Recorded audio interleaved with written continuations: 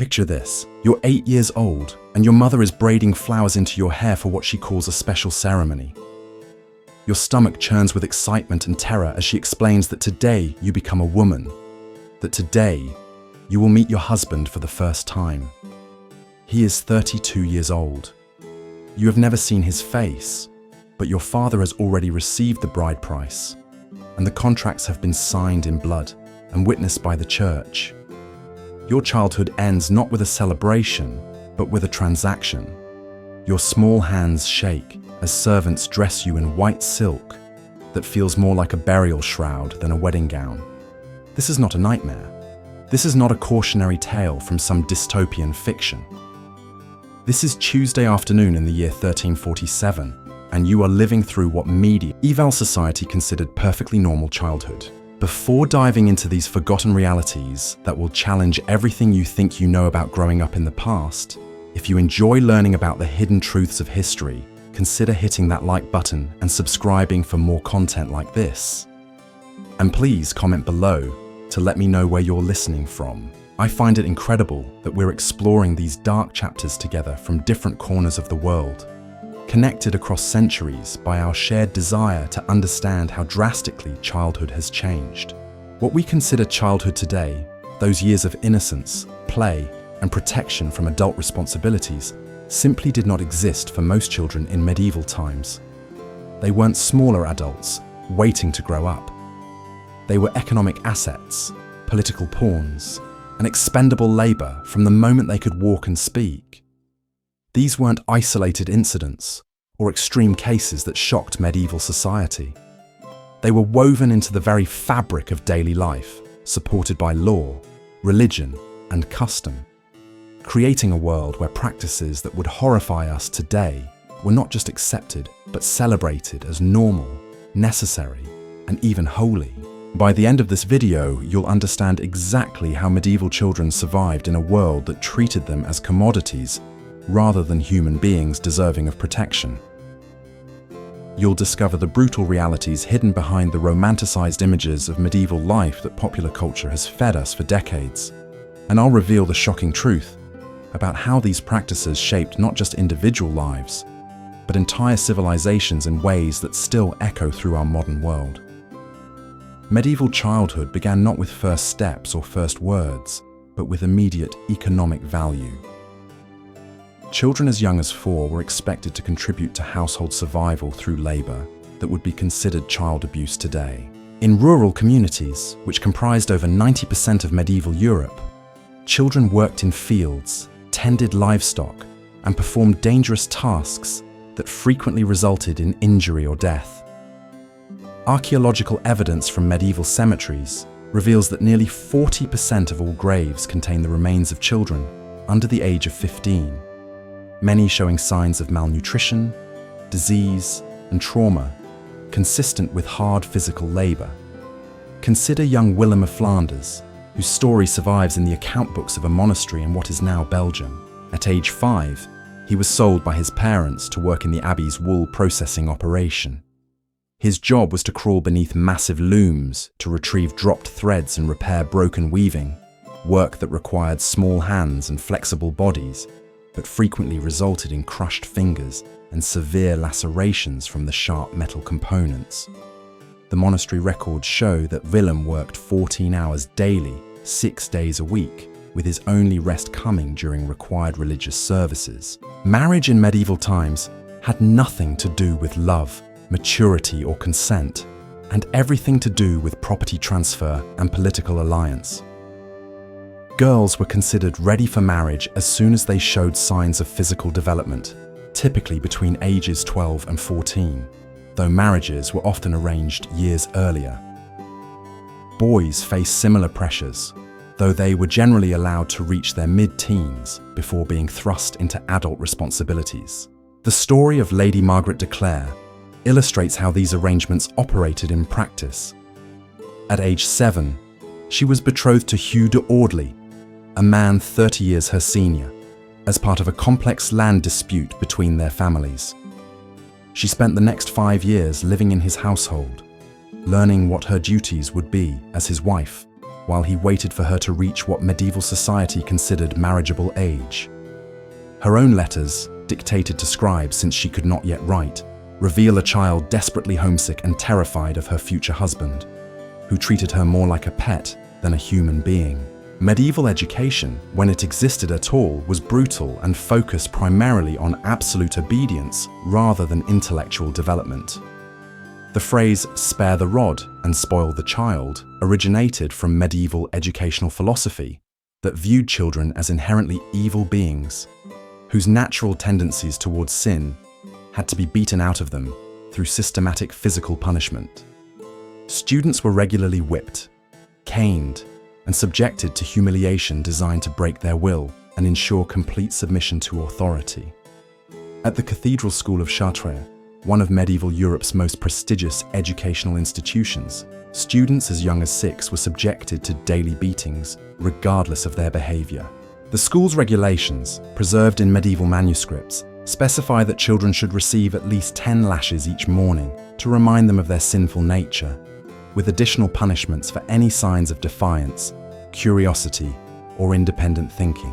The medical treatment of medieval children reveals a society that viewed young people as fundamentally different from adults, but not in ways that offered them protection. Children were considered to have different bodily humors that required unique and often dangerous treatments. Bloodletting was performed on infants as young as 6 months old to balance their supposedly overheated temperaments. Purging with toxic herbs was considered necessary to prevent childhood diseases, though the treatments themselves frequently proved fatal. Medieval surgical practices on children were particularly horrifying. Trepanation, the practice of drilling holes in skulls to release evil spirits or treat headaches, was commonly performed on children without any form of anesthesia. Archaeological evidence from medieval burial sites shows numerous child skulls bearing the distinctive marks of this procedure, many showing signs that the children survived multiple operations. Religious institutions supposedly dedicated to protecting the innocent often proved to be among the most dangerous places for medieval children. Oblation, the practice of giving children as young as 3 to monasteries and convents, was considered a holy act that would ensure the child's salvation while providing families with one fewer mouth to feed. These children, called oblates, were essentially slaves who would never see their families again and face lives of harsh discipline, inadequate food, and systematic abuse designed to crush their spirits in the name of religious devotion. The daily routine for oblates began before dawn with prayers in unheated chapels, followed by hours of manual labor. Minimal education focused entirely on religious texts, and more prayers that continued until well after dark. Physical punishment was not just accepted, but encouraged, with religious authorities arguing that suffering in this life would reduce the child's time in purgatory after death. Medieval concepts of childhood illness and death reveal a society that had developed elaborate justifications for the systematic neglect and abuse of young people. High infant mortality rates, often exceeding 50% in urban areas, were explained through religious doctrine that portrayed child death as God's will rather than the result of preventable neglect. Families were encouraged to remain emotionally distant from their children until they survived past age 7, leading to a culture where parental love was considered dangerous and potentially sinful. The legal system offered no protection for medieval children, who were considered the absolute property of their fathers until marriage or death. Parents could sell their children into slavery, arrange marriages with anyone regardless of age difference, or even kill their offspring without legal consequences in many jurisdictions. Children had no right to refuse marriage arrangements, resist physical punishment, or escape dangerous working conditions. Medieval urban life presented unique dangers for children that rural communities typically did not face. City streets were filled with human waste, rotting garbage, and contaminated water that created breeding grounds for diseases that particularly affected the young. Children working in craft guilds faced exposure to toxic materials like lead, mercury, and arsenic that were commonly used in medieval manufacturing processes. The apprenticeship system, often romanticized in modern depictions of medieval life, was essentially legalized child slavery that bound young people to masters who had absolute authority over their lives, work, and even their bodies. Apprentices, as young as 7, were separated from their families for periods lasting up to 14 years, during which they received minimal food, no wages, and harsh punishment for any perceived disobedience. Medieval warfare created additional horrors for children who were not considered non-combatants deserving of protection.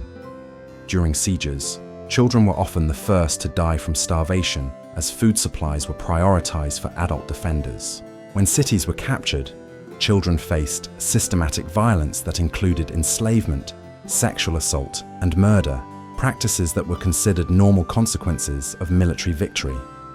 The economic value of children in medieval society cannot be overstated. They were investments that families expected to provide returns through labor, advantageous marriages, or service to wealthy patrons. Children who failed to meet these expectations through disability, illness, or simple bad luck were often abandoned or killed. Practices that were socially acceptable and sometimes legally mandated. As we delve deeper into these forgotten realities, remember that these were not isolated incidents or extreme examples that shocked medieval society. They were the everyday experiences of millions of children across centuries of European history. Practices that were not just tolerated, but actively celebrated as necessary for social order, religious salvation, and economic prosperity.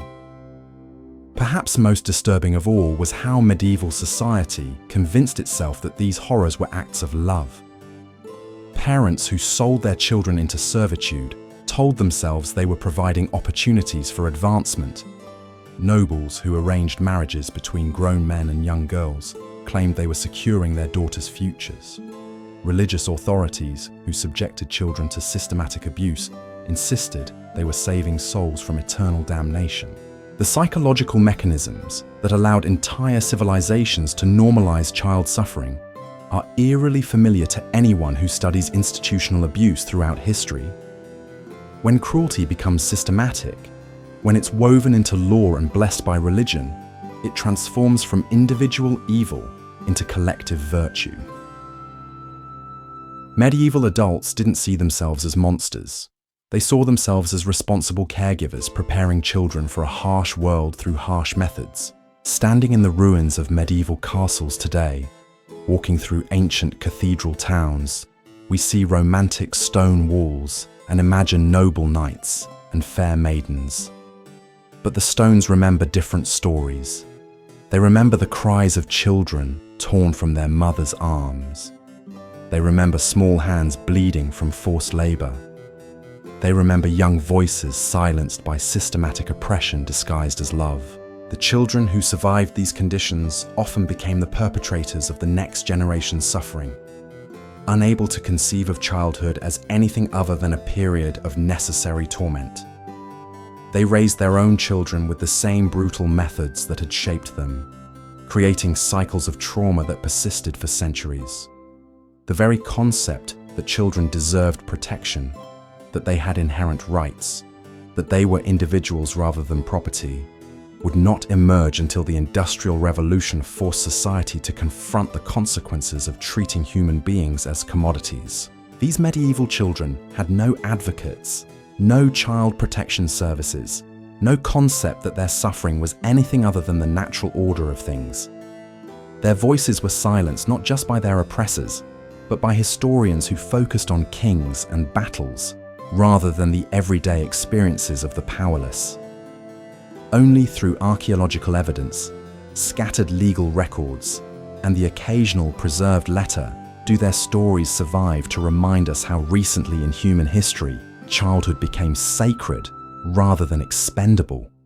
Tonight, as you tuck your own children into warm beds, remember that the protection we now consider natural and obvious was purchased with the suffering of countless medieval children whose names we'll never know, Their pain was not meaningless if it teaches us that progress is not inevitable, that the rights we take for granted can disappear, and that every generation must choose whether to protect its most vulnerable members or sacrifice them to seemingly more pressing concerns.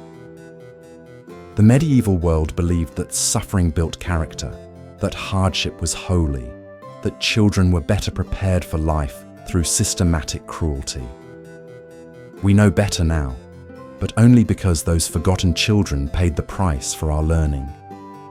Their ghosts whisper from across the centuries, not in Latin or Old French, but in the universal language of children everywhere who simply wanted to be safe, loved, and allowed to grow up before being forced to become adults.